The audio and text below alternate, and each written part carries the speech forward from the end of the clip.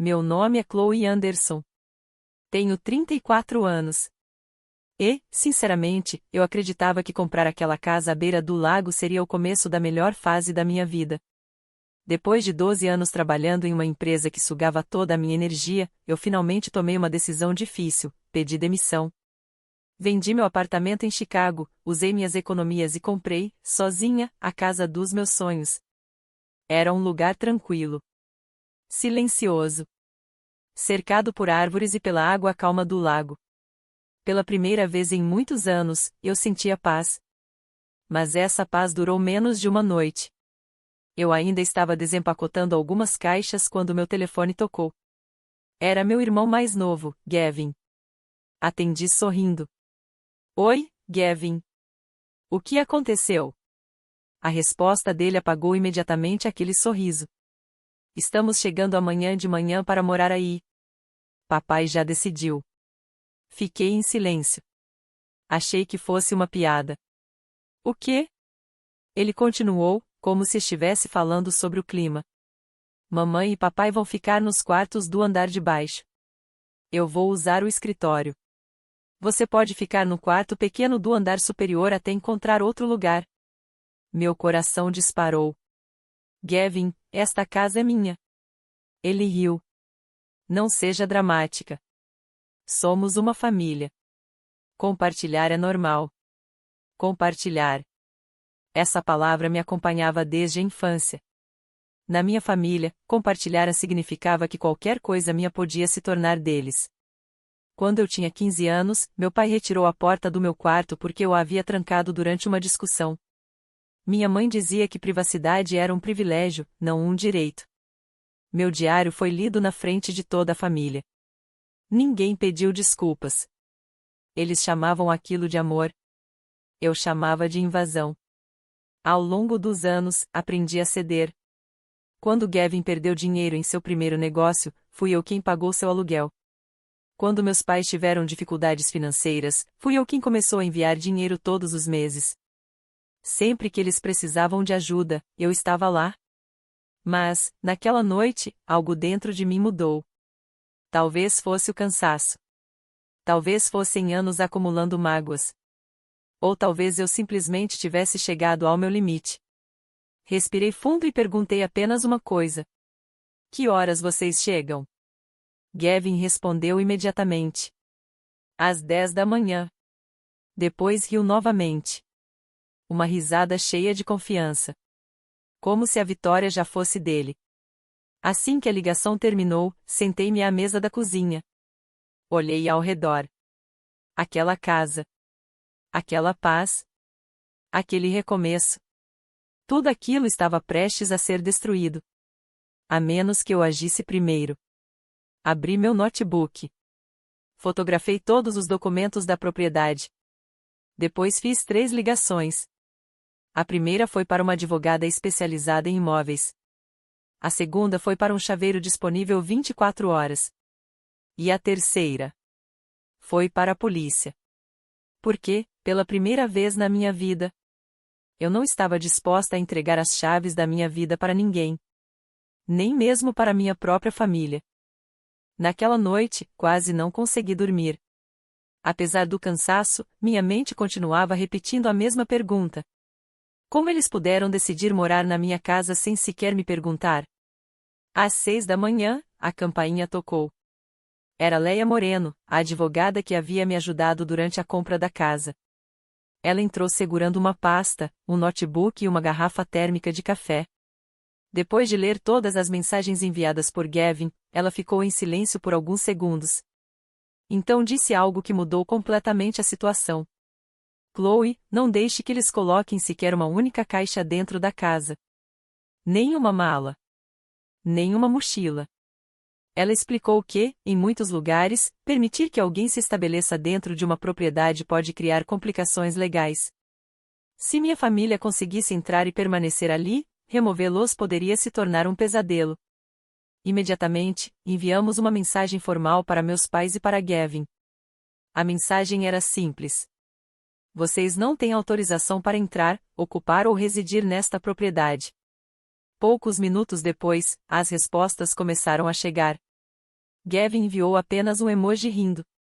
Meu pai respondeu. Você não entende os documentos que assinou. Assinou? Parei de respirar por um instante. Eu nunca havia assinado nada. Minha mãe escreveu uma longa mensagem sobre sacrifício, família e sobre como eu estava sendo egoísta. Nada daquilo fazia sentido. Ou talvez fizesse. Porque, pela primeira vez, eu estava dizendo não.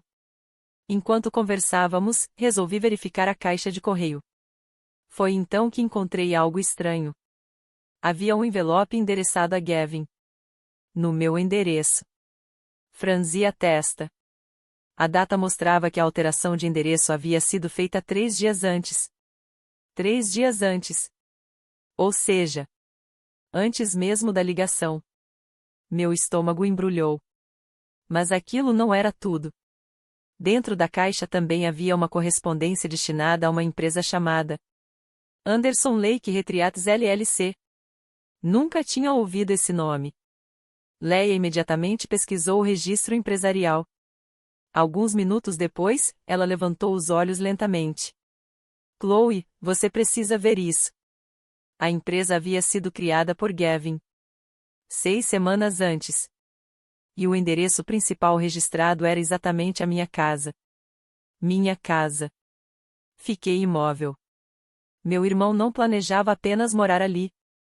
Ele estava transformando minha propriedade em um negócio. Sem a minha autorização. Sem meu conhecimento. Sem me avisar. Como se isso não bastasse, Leia encontrou um anúncio na internet. Havia fotos da minha casa. As mesmas fotos usadas pela imobiliária durante a venda. O anúncio dizia: refúgio exclusivo à beira do lago. Reservas abertas para o verão. 4 finais de semana já apareciam como reservados. 4. Meu irmão já havia aceitado reservas. Antes mesmo de colocar os pés dentro da casa. Naquele momento, compreendi a verdade. Eles não estavam vindo para uma reunião de família. Eles estavam vindo para assumir o controle. Às 9h45 da manhã, ouvi o som de um caminhão se aproximando. Olhei pela câmera de segurança.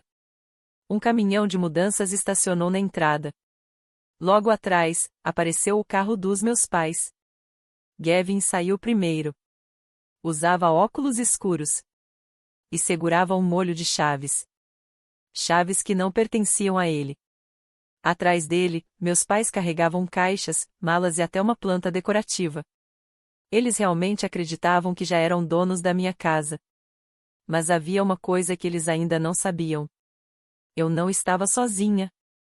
E, dentro da minha casa, 2 pessoas já estavam esperando por eles. Dentro da casa, eu observava tudo pela câmera de segurança. Meu coração batia forte. Mas, pela primeira vez em muitos anos, eu não sentia medo. Eu estava preparada. Ao meu lado estavam Leia e 2 policiais, oficiais Ruiz e Kim. Eles já haviam visto todas as mensagens, os documentos da propriedade e a notificação formal enviada à minha família. Poucos segundos depois, Gavin subiu os degraus da varanda. Sem hesitar, tentou abrir a porta. 1 vez. 2 vezes. Nada aconteceu. Ele olhou para a chave, confuso. Tentou novamente. Nada. Então bateu com força na porta. Chloe. Abra logo. O caminhão está cobrando por hora. Respirei fundo. Abri a porta apenas alguns centímetros. Eu avisei para vocês não virem. Minha mãe levantou a planta que carregava. Querida, trouxemos isso para decorar a varanda. Não faça essa cena. Os vizinhos estão olhando. Meu pai avançou imediatamente. Chega de teatro. Abra a porta. Sem dizer uma palavra, retirei a trava de segurança e abri completamente. Atrás de mim, os 2 policiais ficaram visíveis. O silêncio foi imediato. O sorriso de Gavin desapareceu. Minha mãe abaixou lentamente a planta. Meu pai ficou imóvel. O que significa isso? Gavin perguntou. Significa que está à minha casa, respondi calmamente. A oficial Ruiz deu um passo à frente. Com voz tranquila, explicou que eu era a proprietária legal da residência e que havia retirado oficialmente qualquer autorização de entrada. Qualquer tentativa de entrar à força poderia resultar em prisão. Minha mãe olhou para mim, chocada. Você chamou a polícia contra a própria família? Eu chamei a polícia porque vocês decidiram ocupar minha casa depois que eu disse não. Gavin cruzou os braços. Nós só estamos tentando ajudar. Você comprou uma casa enorme para morar sozinha. Estamos tornando isso útil. Útil. Mais uma vez aquela palavra. Como se tudo que fosse meu precisasse servir aos interesses deles. Então meu pai abriu um envelope marrom. Já chega disso, disse ele. Nós temos um acordo assinado. Meu estômago congelou. Ele retirou várias folhas. No final do documento estava o meu nome. E uma assinatura. Uma assinatura supostamente minha. Leia pediu para examinar os papéis. Meu pai recusou. Mas os policiais insistiram. Quando finalmente peguei o documento, senti um choque. A assinatura parecia minha. Mas não era. Alguém havia falsificado meu nome. Quando eu assinei isso? Perguntei. Meu pai respondeu imediatamente. No último Natal. Olhei diretamente para ele. No Natal passado eu estava em Montreal. Tenho passagens, fotos, reservas de hotel e registros de viagem. Pela primeira vez, meu pai hesitou. Minha mãe desviou o olhar. Leia analisou rapidamente o documento. Então apontou para o selo do cartório. Este reconhecimento notarial é inválido. A autorização deste tabelião expirou meses antes desta data. Meu pai começou a perder a paciência. Isso é apenas um detalhe técnico. Não, respondi olhando diretamente para ele. Isso é fraude. Atrás deles, os funcionários da empresa de mudanças começaram a trocar olhares. Eles perceberam que algo estava muito errado. Mas o pior ainda estava por vir. Tentando recuperar o controle da situação, Gavin deu um passo à frente. Mesmo que você rasgue esse papel, nós já recebemos correspondências aqui. As contas de serviços já estão sendo transferidas. Já estabelecemos residência. Assim que ele terminou a frase, Leia e eu nos olhamos. Porque aquela única frase acabava de destruir todo o plano deles. Lentamente, peguei uma segunda pasta. Sorri pela primeira vez naquela manhã. Obrigada, Gavin. Ele franziu a testa. Pelo quê? Levantei os documentos diante dos policiais. Eu precisava que você dissesse isso na frente de testemunhas. Assim que terminei de agradecer a Gavin, retirei vários documentos da pasta. Os policiais observaram atentamente. Primeiro, entreguei uma confirmação de alteração de endereço feita em nome do meu irmão.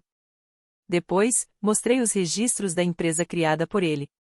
Por último, entreguei uma notificação que eu havia acabado de receber no celular poucos minutos antes. A oficial Ruiz leu a tela. Sua expressão mudou imediatamente.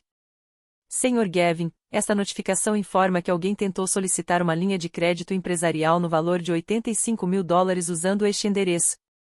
O rosto de Gavin perdeu completamente a cor. Meu pai permaneceu em silêncio. Eu continuei. Não foi apenas a casa. Eles também usaram meu nome como garantidora financeira. Os policiais olharam diretamente para meu pai. Pela primeira vez naquela manhã, ninguém da minha família tinha uma resposta pronta. Isso era apenas uma formalidade, Gavin respondeu rapidamente.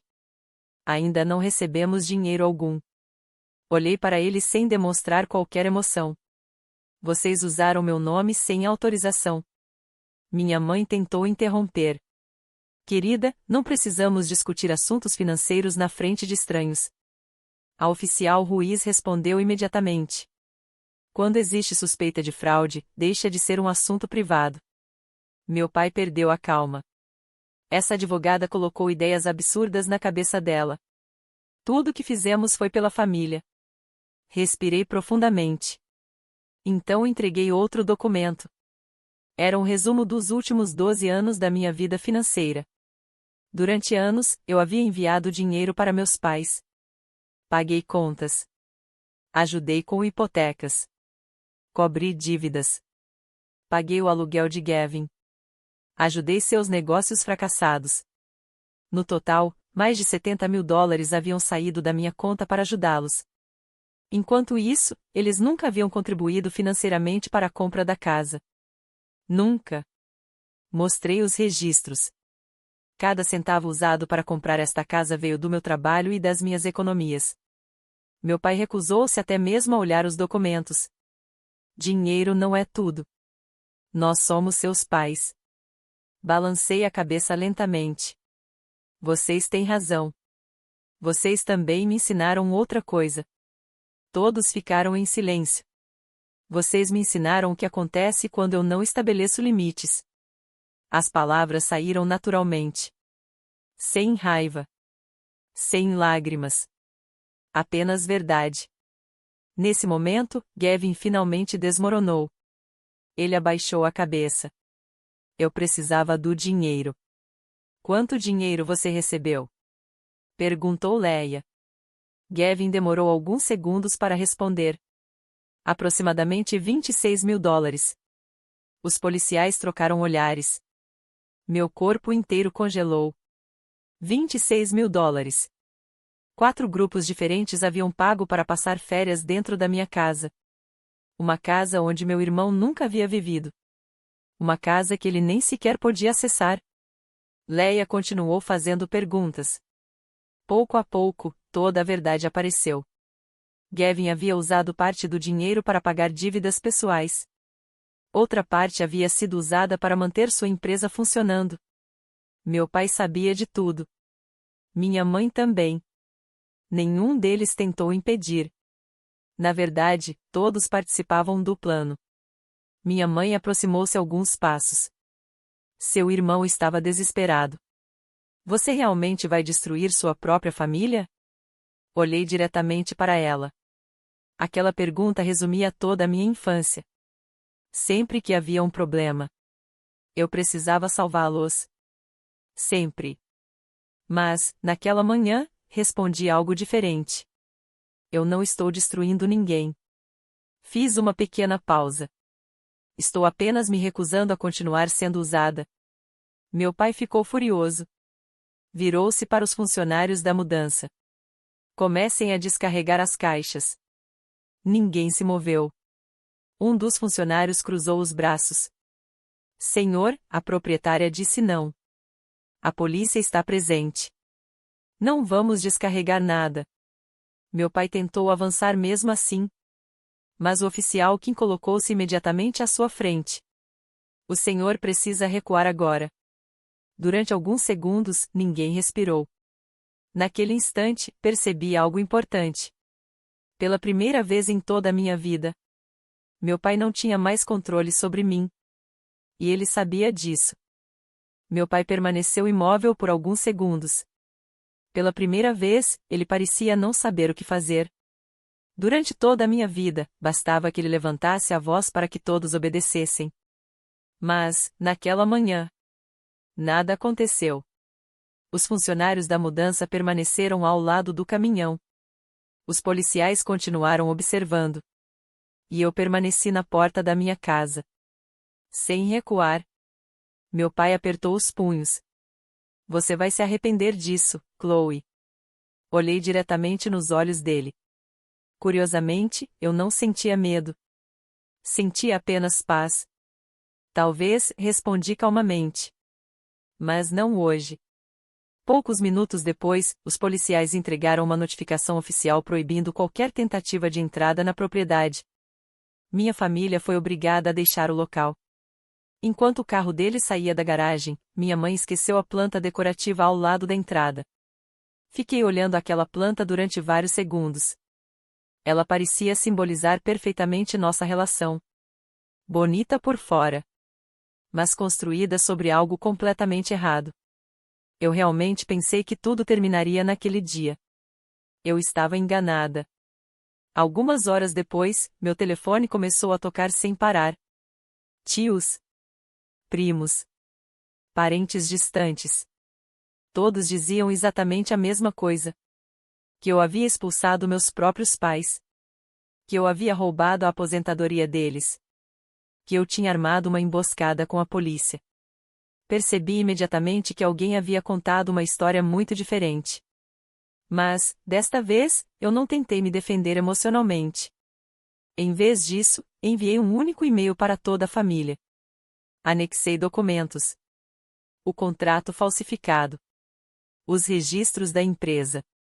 As mensagens enviadas por Gavin. A escritura da casa.